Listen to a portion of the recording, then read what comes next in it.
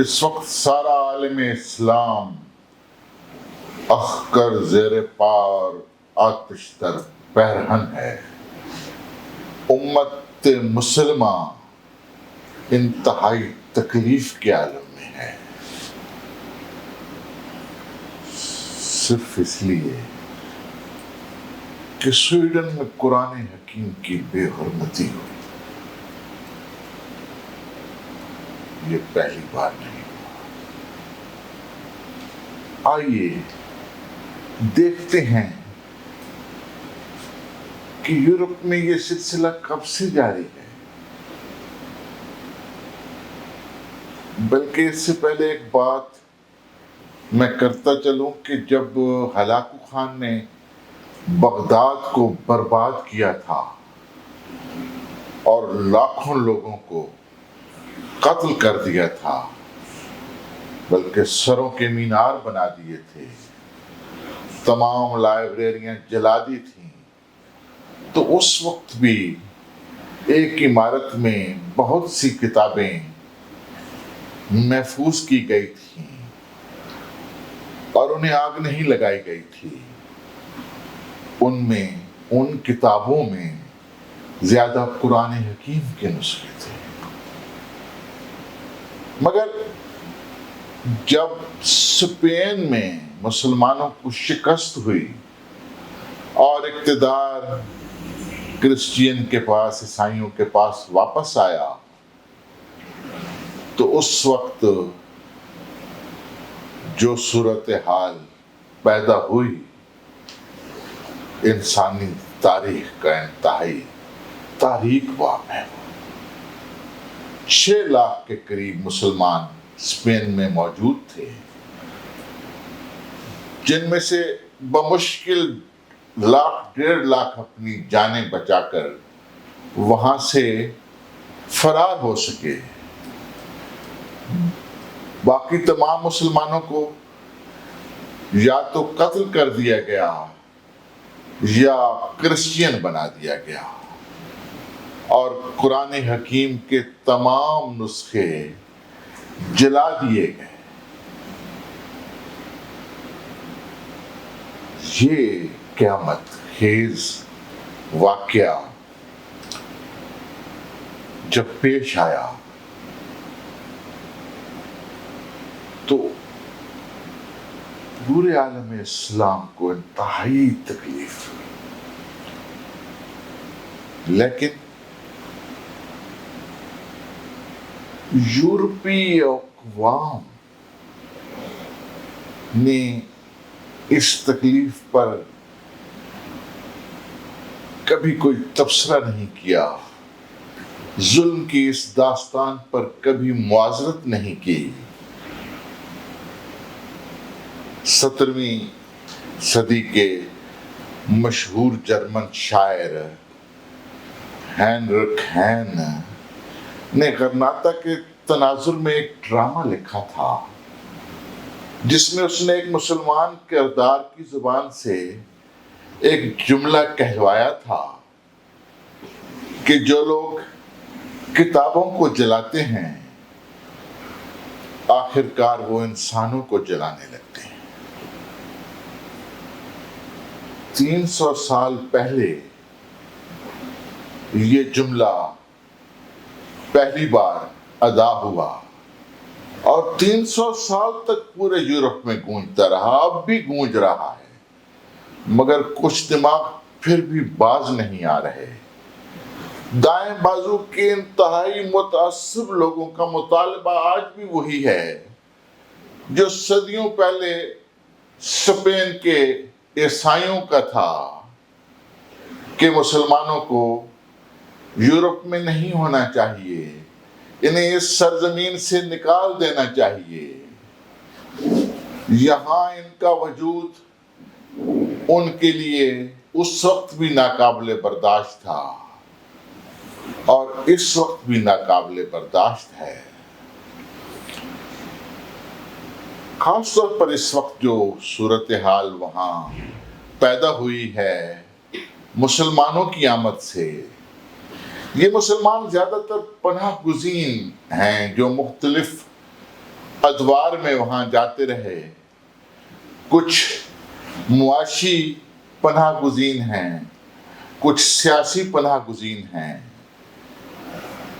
خاص طور پر اس وقت سویڈن میں تو شام اور عراق جیسے ممالک سے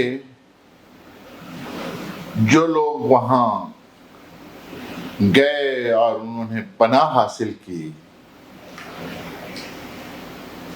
ان کی بھی انہیں بہت تکلیف ہے. ابھی جب یوکرائن کے کچھ لوگ وہاں پناہ گزین ہوئے تو سویڈن کے میڈیا نے ایک عجیب و غریب بات لکھی کہ یہ پناہ گزین وہ پناہ گزین نہیں ہیں جو شام سے آئے تھے، جو عراق سے آئے تھے. یہ سفید فام ہیں اور عیسائی ہیں. یعنی کہ پناہ گزینوں کے ساتھ بھی ان کا بنیادی مسئلہ ان کا مسلمان ہونا ہے. میں کیا کہوں کہ اس وقت سویڈن میں کیا ہو رہا ہے، اور سویڈن ہی میں کیوں مسلسل قرآن حکیم کی بے حرمتی ہو رہی ہے، وہیں کیوں جو ہے قرآن حکیم کو نظر آتش کیا جا رہا ہے. بات میرے خیال میں خاصی طویل ہے، لیکن اسے شروع کرتے ہیں ہم میرا خیال ہے کہ 9/11 سے، کہ جب 9/11 ہوا تو اس وقت جو تھا صدر بش، اس نے صلیبی جنگوں کا حوالہ دیا تھا، اور 2005 میں پہلی بار جو کیوبا میں امریکہ نے جو قید خانہ بنایا تھا گونٹانامو بے میں، اس کے حراستی کیمپ میں مسلمان قیدیوں کے سامنے قرآن حکیم کی دانستہ بے حرمتی کی گئی. امریکی فوجی تحقیقات میں امریکی اہلکاروں کی طرف سے قرآن کی بے حرمتی کے 4 واقعات کی باقاعدہ تصدیق ہوئی، جس کی وجہ سے وہاں مسلم کچھ فسادات نے بھی جنم لیا. چارلس میرل جو ایک ہم جنس پرست فنکار تھا، اس نے 2007 میں نیو یارک میں ایک آرٹ ایونٹ میں نفرت کو ختم کرنے کے نام پر قرآن حکیم کو جلا دیا. یہ بھی اسی صلیبی سوچ کا ایک نیا اور مختلف احساس تھا. 2010 میں امریکی سیاسی ایک بنیاد پرست عیسائی حلقوں کی طرف سے قرآن حکیم کو جلانے کی ایک باقاعدہ تحریک شروع ہوئی.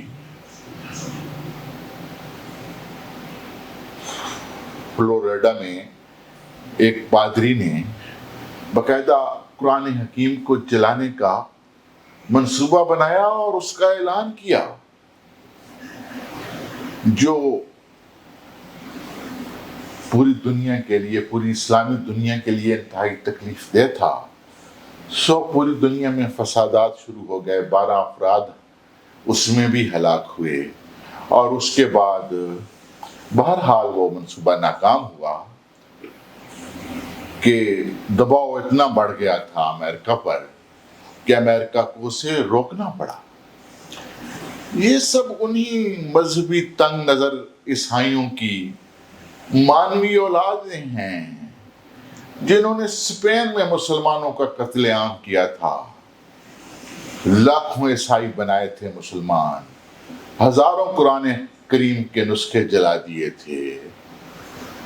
2011 میں ایک قرآن حکیم کا نسخہ امریکہ میں جلا دیا گیا.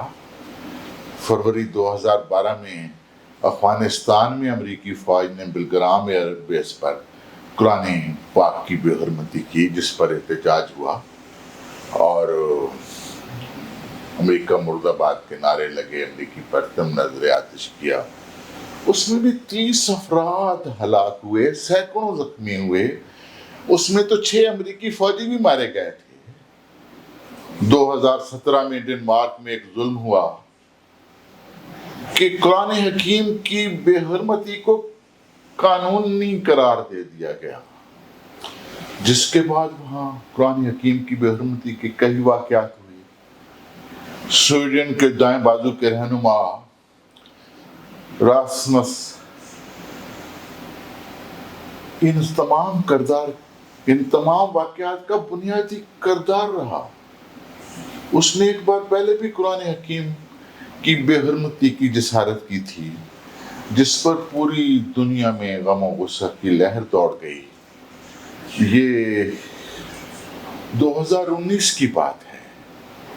اسی سال یعنی 2019 میں ناروے میں اسلامائزیشن آف ناروے گروپ کے رہنما ایک نیا شخص لارس تھورسن نام کا بنا، تو انہوں نے بھی اپنی ریلیوں میں قرآن حکیم کو جلانا شروع کر دیا۔ 2020 کے بعد ڈنمارک میں قرآن حکیم جلانے کے کئی واقعات ہوئے۔ سویڈن کے مختلف شہروں میں قرآن جلانے کی منصوبہ بندی کی گئی، جس پر بے حرمتی کے خلاف متعدد فسادات ہوئے، جو 2022 تک وقتاً فوقتاً جاری رہے۔ یہ جو عید الاضحیٰ کے دن اسٹاک ہوم کی جو مرکزی مسجد ہے اس کے باہر قرآن حکیم کا نسخہ جلایا گیا، یہ نسخہ کوئی اچانک نہیں جلایا گیا، اس کے لیے باقاعدہ پولیس سے اجازت مانگی گئی۔ پولیس نے اجازت نہیں دی تو وہ لوگ عدالت میں گئے، 3 ماہ تک کیس چلتا رہا۔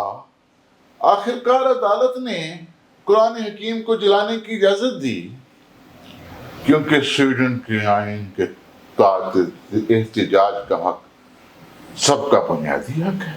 کیا بکواس ہے! میں آپ کو کیا بتاؤں کہ یہ جو شخص ہے جس کا میں ذکر کر رہا ہوں، اس کے بارے میں مارچ 2013 میں ایک انگریزی میگزین میں ایک پوسٹر شائع کیا گیا، جس میں لکھا تھا، یہ تھے اور کچھ اور اس طرح کی تصویریں تھیں کہ یہ لوگ اسلام کے خلاف جرائم کے لیے زندہ یا مردہ درکار ہیں۔ اور پھر اس اشتہار کو اپنا دہشت گردوں کے ساتھ منسوب کیا گیا۔ اس میں ٹیری جوز کی تصویر بھی تھی۔ بہرحال یہ ہیں لوگ بہت کم، یہ نہیں ہے کہ یہ کوئی اکثریت میں ہیں، یہ کم لوگ ہیں، اور مسلسل جو ہے وہ قرآن حکیم کے خلاف، مسلمانوں کے خلاف عمل پیرا ہیں، اور خاص طور پر سویڈن میں بار بار اسی عمل کو دہرایا جا رہا ہے۔ سوال پیدا ہوتا ہے کہ مغرب کے قوانین میں کیسے تبدیلی کرائی جائے؟ کیا وہاں قرآن حکیم کی بے حرمتی جرم قرار دی جا سکتی ہے؟ مغرب کو یہ سوچنا ہوگا۔ صدیوں پہلے اسپین سے شروع ہونے والا یہ تکلیف دہ کام آخر کب تک مسلمان برداشت کریں گے؟ یہ جو تہذیبوں کے درمیان تصادم کو مسلسل فروغ دیا جا رہا ہے، اس کا انجام کیا ہوگا؟ سویڈن کے اندر بہت سے لوگوں کا کہنا ہے کہ مذہب پر تنقید، چاہے وہ اس کے ماننے والوں کو ناگواری کیوں نہ ہو، اس کی اجازت ہونی چاہیے۔ ان کو یہ بھی کہنا ہے کہ سویڈن میں توہین مذہب کے قانون کو واپس لانے کے لیے یہ جو دباؤ ہے، اس کے خلاف مزاحمت کی جانی چاہیے۔ سیکولر سویڈن میں کئی دہائیوں سے اس قانون کو کئی دہائیوں پہلے اس قانون کو منسوخ کر دیا گیا تھا، سو اسے دوبارہ نہیں بننا چاہیے۔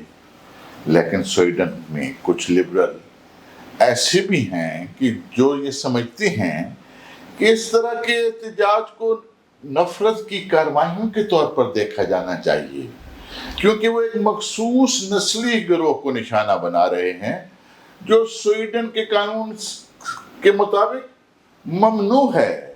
یہ بالکل اسی طرح قصہ ہے جیسے ہولوکاسٹ کے خلاف بات کرنا قانونی طور پر سویڈن میں غلط ہے۔ اس کا سبب اس کا یورپی یونین کا ممبر ہونا ہے، اور یورپی یونین میں جو ہے ہولوکاسٹ اس کے بارے میں ایک علیحدہ سا ایک قانون اور ایک قصہ ہے، اس پر میں نہیں جانا چاہتا۔